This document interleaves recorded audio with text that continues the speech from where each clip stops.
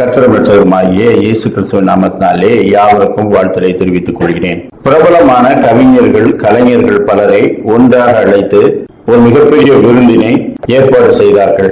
அந்த கலைஞர்களை பாராட்டும்படிக்கும் அவர்களுக்கு வெகுமதிகள் அளிக்கும்படிக்கும் அநேக பணக்காரர்களும் அந்த விருந்திலே கூடியிருந்தார்கள். அப்பொழுது எல்லாரும் உயரிய ஆடைகள் அணிந்து கோட் சூட் அணிந்து வந்திருந்தார்கள். ஆனால் ஒரு நலிவுடைந்த கலைஞன் மட்டும் கோட் வாங்குவதற்கு கூட பணம் இல்லாமல் அவர் ஒரு சட்டையும் டையும் போட்டுக்கொண்டு அந்த கூட்டத்திலே வந்து விட்டார். அங்கே வந்தவர்கள் எல்லாம் அவரையே உற்று நோக்கி பார்த்து ஏளனமாய் சிரித்தார்கள். ஒரு கோட் வாங்க கூட வசதி இல்லாதவன் என்று சொல்லி ஏளனமாய் பார்த்தார்கள். ஆனால் அதை கண்ட ஒரு பெரிய பணக்காரர் உடனே தன்னுடைய கோட்டையும் தான் அணிந்திருந்த விலையுயர்ந்த அணிகலன்களையும் கழட்டி அந்த கோட்டுக்குள்ளே வைத்து அதை தனியாக வைத்துவிட்டு அவர் வெறும் சட்டையோடும் கையோடும் அந்த கலைஞனுக்கு அருகிலே சென்று அமர்ந்து கொண்டார். அப்படியானால் நீங்கள் அவனை ஏளனமாய் பார்க்காதீர்கள். வெறும் சட்டையும் டையும் அணிந்தவன் அவமரியாதைக்குரியவன் அல்ல. அப்படி அவமரியாதை செய்வதா இருந்தால் என்னையும் சேர்த்து வேண்டுமானால் பண்ணிக்கொள்ளுங்கள். அதனுடைய செய்தி என்ன? உங்கள் எல்லாருக்கும் தெரியும், நான் ஒரு மிகப்பெரிய பணக்காரன்.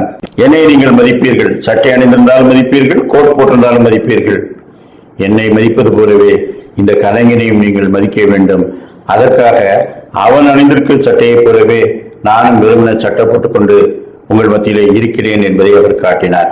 உடனே இன்னும் 4-5 பணக்காரர்களும் தங்களை கோட்டை கழட்டிவிட்டு சட்டையோடு அந்த விருந்திலே கலந்து கொண்டார்கள்.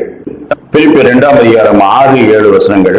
அவர் தேவனுடைய ரூபமாய் இருந்தும் தேவனுக்கு சமமாய் இருப்பதை கொள்ளையாடின பொருளாக எண்ணாமல் தம்மைத்தாமே வெறுமையாக்கி அடிமையின் ரூபம் எடுத்து மனுஷர் சாயலானார்.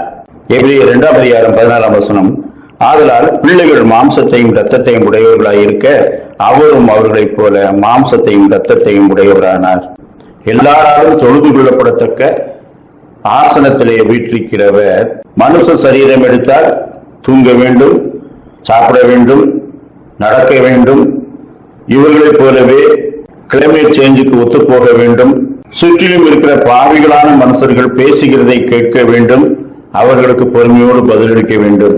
அப்படியானால் இது லேசான செயலா? சகலத்தையும் அறிந்தவர் ஒன்று புரியாத மனுஷர்களிலே ஒருவராக தன்னை மாற்ற வேண்டும் என்றால் அது எப்பேற்பட்ட தியாகம்! அந்த தியாகத்தை செய்து அவர் பூமியிலே வந்தார். தாங்கள் கேட்பது இன்னதென்று தெரியாத அநேக கேள்விகளை கேட்டார்கள்.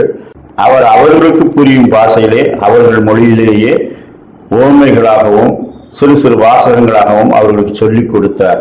அவருடைய தியாகத்தையும் பரம போதகராகிய அவருடைய வசனங்களையும் நாம் ஏற்றுக்கொண்டு அவரை தொழுது கொள்வோமாக. கர்த்தர் தாமே அப்படிப்பட்ட நல்ல சிந்தனைகளை நமக்கு தந்தருள்வாராக. ஆமேன்.